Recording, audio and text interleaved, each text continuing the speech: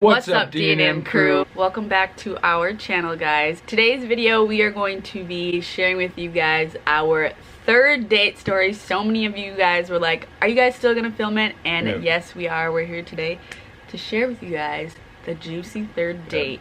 This might honestly be one of the best dates I've ever been on, and by far the longest. Before we get into this, hit the subscribe, go watch the other videos in this series. We have the first date, second date, now the third date. Like I said, this is by far one of my favorites. Is it? But let's get into the video, guys. Guys, we just actually had to recap everything we did on that date, just so we got it straight. Yeah, it was so many places. I was hanging out with my friend Ava, and we were at the thrift store, and I was just like, Ava, he's coming to pick me up at my house. I'm so nervous because that was the first time he's gonna come pick me up at my house. Of course, I was late getting home. He was already there waiting for me, and I was like, sorry, I have to go change my clothes. Yep, so, just like the movies, I was there first and early. And when he picked me up, we went to Minneapolis.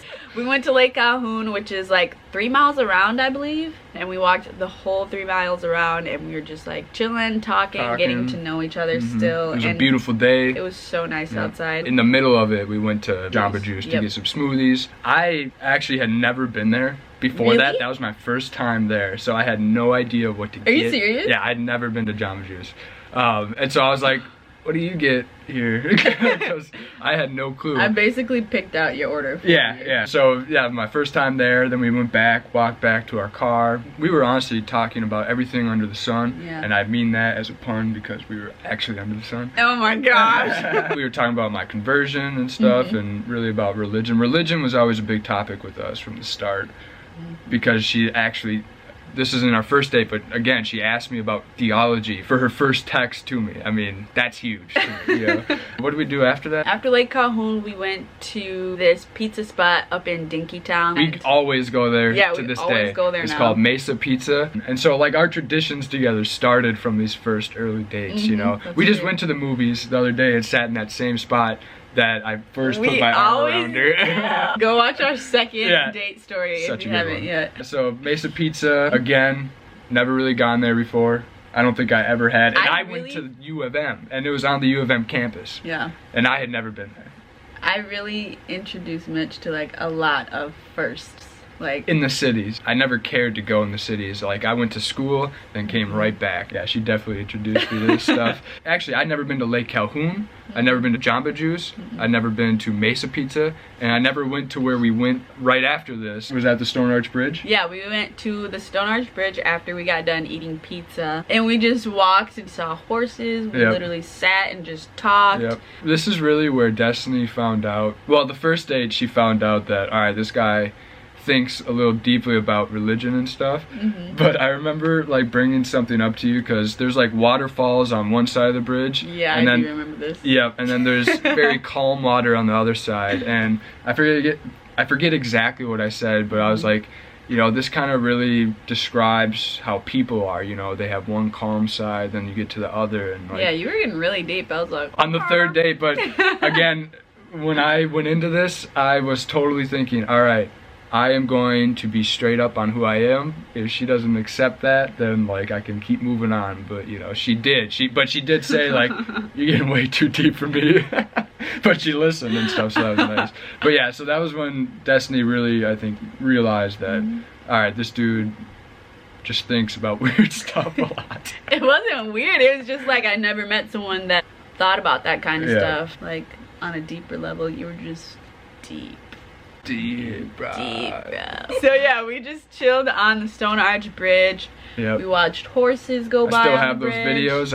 I took a video of the. Do you still have them? Yeah. If we can find them, we'll put them in. I think I do. I think they're in my Google Photos. So. Okay. Yeah. And then also here is our first picture. Aren't we cute? At the bridge. This girl changed so much about me, actually, for the better too. Like you can see in that picture, I had a really basic haircut, actually, like cut on the sides to like a 2 or something, and then like a little bit longer on top. And you know, she didn't have her weave in or anything like that. we were just like children almost, you know, and like. I had my beard still, but like, you know, she really changed my style and everything.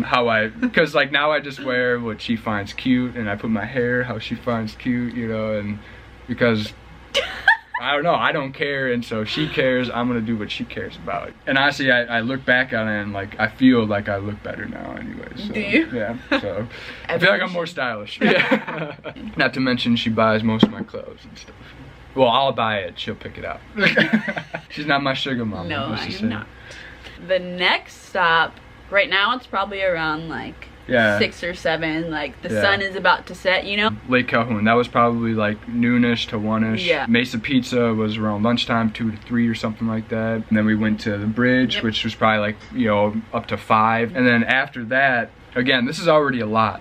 You know, that's seriously, a day. That's like, we could have ended it there. We were like, boom, boom, boom, boom. And we were like, well, let's go watch the sunset at this place that I had actually been to this time. And finally. With my friends, and it's called the Witch's Tower. And if you don't know this tower, this is where Bob Dylan wrote The Witch's Hat Tower. The Witch's Hat Tower, yeah. And like this is at that spot. Like this song is about where we were at. That's crazy. Yeah, and it overlooks, what does it overlook? Minneapolis? Yeah, it overlooks Minneapolis, like the skyline. Oh, so beautiful. And the sun just sets right down on the city, and it's just so beautiful. And if you haven't listened to that song, The Witch's Hat Tower, go listen to it because it's a great song, and you'll feel the vibes of where we were sitting, because it really does fit well. We were like the only people up there. There was like one other photographer up there, but we were the only ones up there, which is rare. That place is always packed. Yes, the place is always packed. It's so popular. Yeah.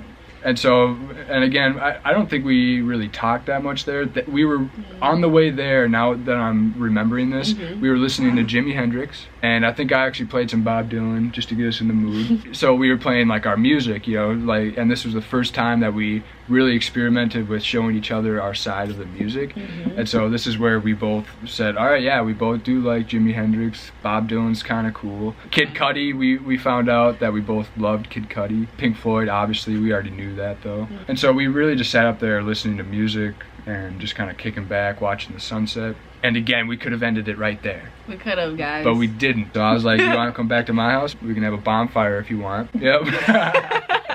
We could have a bonfire if you want. And she said yes. And that's when we really started listening to our music a lot there. That's when you introduced me to, who's that band that I ended up playing the song for you? Arctic Monkeys. Arctic Monkeys. And so I found out here that she was really in love with Arctic Monkeys. And this is important because this actually leads to something else that I want to share. I learned a song on guitar that I knew that she loved. And the reason I did it is what makes the story good, because I didn't do it for the reason that you might expect. And so we'll get into that, so stay tuned for that one. And but so we listened to them, we listened to a lot of Kid Cudi, we listened to a lot of alternative music. We were trying to find stuff that we could listen to together already on the third date. And I think we did fairly successful, actually. We still listen to a lot of that stuff today. Oh, The Killers. Yep. I love The Killers. God, I love The Killers. They're so good. You know, that Mr. Brightside album was just on point.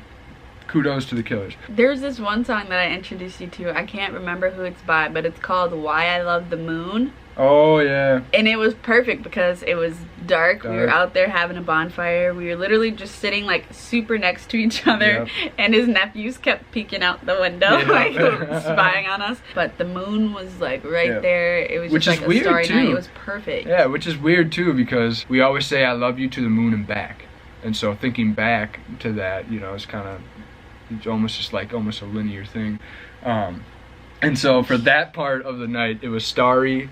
It was a starry night. It was the moon was out. It looked awesome, and I was telling Destiny how many shooting stars that I've seen, you know, on the road to Arizona, and even in my driveway, me and my friends saw a huge shooting star. We thought it was about to crash to Earth. Like it must have. Oh my gosh. Well, like because it must have, you know, that the fire that you see from a shooting star is when it hits the atmosphere.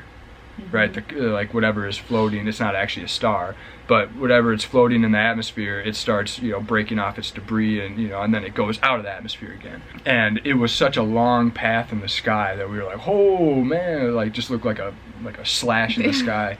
But did you wish on it? Wish upon a shooting star. No.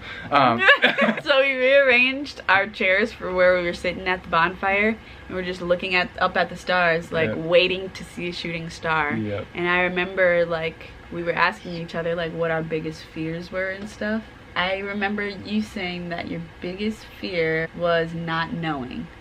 Like the unknown. And then I was saying my biggest fear was death or losing people that I really love.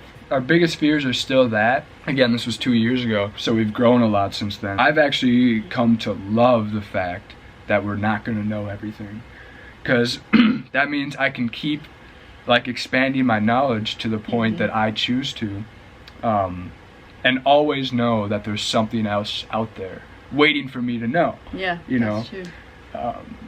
That's true. I'm always getting teary because of that. That is such a big thing with me. Like, it's so awesome to know that there's just too much to know, right? You can always be busy doing something, seeing something, exploring something, anything. And that's how I feel about like traveling the world. Like, there's so many beautiful places in the world that I'm not gonna be able to see like before I die. Like, I'm getting like choked up too, because that scares me. You always wonder, like, you know, what am I missing out on if I learn this? What am I missing out on if I travel here and not here? Will I ever get to do that again, you know? But I think what's important is not to think about that, but to think about, you know, all right, whatever decision I'm going to make the most out of it, you know? And you can't make the most out of it by thinking about what you're not doing, right? You have to think about what you are doing. And so we've definitely evolved in that. But this is the third date, guys. Like, we got deep. Then after we rearranged our chairs on that, I remember real quick that the clouds just started coming, and we saw lightning in the sky when we were watching for shooting stars. I remember we were like, no, right? We went out to my porch because I had the overhead ceiling on it. I just remember we were watching the rain, we were watching the lightning in the distance, you know, these kind of amazing clouds kind of appeared over, and everything was kind of cool. I kept asking her, you know, I can take you home at any time, and she was just like, no, I want to stay. And we were holding each other on I have like this kind of love seat out there. You can imagine how we probably felt in this moment. Like, I thought everything was going incredibly smooth and well, and we were having a great time. We seriously could not stop talking. It was one of the best dates I've ever been on. Again, like I said, and this was after 11 hours being together. Remember, I'm choking up. I don't know how, like, I don't do this normally. Like, I choke up when I think about this stuff. It's only ever with her. I don't remember ever crying before this girl. This girl makes me choke up, and I think that's how you know that it's love, because it hits you, you don't even know it, you know. And then the part that I liked the most, when I took her home. Before that, though, she met my family when we were on the porch. My dad, my mom, my sister, her boyfriend at the time, now husband, and her 2 kids. So not only did it get deep, but we met the family. Well, she met my family. It took me a while to meet her family, actually. And then it came time for me to take her home. This was about midnight at this time now. It was a little bit after, actually. I remember we stayed past midnight, and I was like, it's probably time to take you home. It was probably closer to 1, actually. No, I don't want to. So I took her home. We were driving. We didn't talk too much. It was just music. You know, we were both tired, so. It was still raining. Still raining out. As we get closer to her house, we always start talking again. So this is kind of what happened too. And then, you know, we went in to hug each other, and it was just kind of that perfect matchup of our lips, and we were just kissed, you know. And it didn't seem forced. It didn't seem whatever. It just seemed right. Like we both wanted to do it. And like we both went in at that exact time to do it. Yeah, okay. I'm not gonna demonstrate it on camera. Well, we hugged. We hugged like this, and where the faces come together right here, that's where we, you know. It was just perfect. I was about to say special. If I had not seen her like be ready for it, I don't think I would have done it, because I was very cautious, like I said, with her. Like, I didn't even put my arm around her in the movie. You know, I was very cautious to how I treated her. I wanted her to know that I respected her more than anything, that I didn't just, you know, care about her looks. And we actually got a comment about this in our How We Met video, where, and I'm gonna bring this up. I know we don't always bring this stuff up, But it was like this dude was going off about how we only like each other for how attracted we are to each other. And it's like, well, of course we're attracted to each other, but I've seen a million pretty faces. She's seen a million cute guys around. I didn't become really attracted to her like in a relationship sense until my coworker told me that she was a real family person and a really good person. That's what made me really start thinking, all right, maybe like, you know, should I go after it? You know, should I try to get a relationship with this girl? And, you know, she came to me first. Of course we're attracted to each other, but that's not what I wanted her to think was my most important, you know, mindset about going into this. So if you're out there and thinking that we only like each other for the looks or something like that, that's way off base, way off base. But of course I'm attracted to my girlfriend. Yeah, you know? right. That'd be stupid, like, to get in a relationship where you're not attracted to someone. You have to have that attraction. So that's that. And guys, when I drove away, I don't know what she did. When I drove away, I waited until she got in the door. I still do to this day. And I drove away, looked out my window, I was like, yes. Are you serious? Yes, I seriously, like, could not break the smile, like, because after that date, I knew something was heading towards something bigger. To now, you could say, you know, I knew someday we would be in this future, because making a YouTube video about it. Yeah. And, well, because she showed me so much on that date. She showed me that she had, you know, patience to stay with me for over 12 hours. No one likes to spend that much time with me usually. Except for you guys, obviously. Maybe not 12 hours, but, you know, 20 minutes. I don't know, it was just, like I keep saying, the best date I've ever been on. I was so excited. I go away from those situations all the time with emotions. Like when I converted to Judaism, like I rode away and I just shed a couple tears, you know, and I was like, I'm finally here, you know? Yeah. And that was like the same feeling when I kissed Destiny. I was like, maybe this, you know, could lead somewhere good. Oh, baby! This was a huge day. I felt like we did it right. I feel like these are the steps that need to be taken, right? We didn't kiss on the first date, we didn't kiss on the second date. We developed a good relationship. You know, we developed things that we liked about each other. But yeah, that was the date. That was it. That was probably one of my favorite stories to tell, honestly. I know we had a couple other good ones, but that was a really good story. We still have more, guys. Yeah. But let us know if you want to hear them. We only planned on doing the first, second, and third dates, well, but we have also so many other moments that are like, yeah, we also story planned worthy. to do the how we said I love you. Oh, yeah. Because Oh that's my a really good gosh. one. That doesn't take up one day. That takes up quite a while, actually. And me playing songs for her. Oh, yeah. We'll do a little Are bit you of gonna that. play it for them?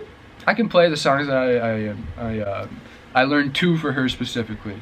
One was just like kind of a random one off some guitar site that kind of teaches you stuff. And another one was the Marty Baum from Arctic Monkeys. And so we have plenty of ideas that just keep coming up in the process of these videos. And so if you want to hear them, let us know. Thanks for watching, guys. We hope you enjoyed our third date story. Let us know in the comments below and give this video a thumbs up if you want to keep hearing them. And guys, if you keep watching and not subscribing, subscribe already. Because we got plenty of videos. We got 60 videos on the books. We got 60 more to come, and then 60 more to come after that. So subscribe. We are here to stay, people. And actually, just for the people who watch until the end, we are thinking about doing a little 10,000 subscriber like rally event to where we want to get to 10,000 subscribers. If we do it in a certain amount of time, we will do a video. We're kind of leaning towards me doing a pregnancy simulator. And that's a big one because I don't want to do that. Either that or we're going to be switching our outfits in public for like an entire day. So, which isn't as hard for me because I had an emo phase in middle school where I actually did wear really skinny jeans. So. Well, I'm going to have you wearing leggings, not skinny jeans. Leggings? Yeah. So, get us to 10K, hey, it's the times. guys. It's the times. Guys wear leggings all the time. I don't, but I'm fine. No, I'm just kidding.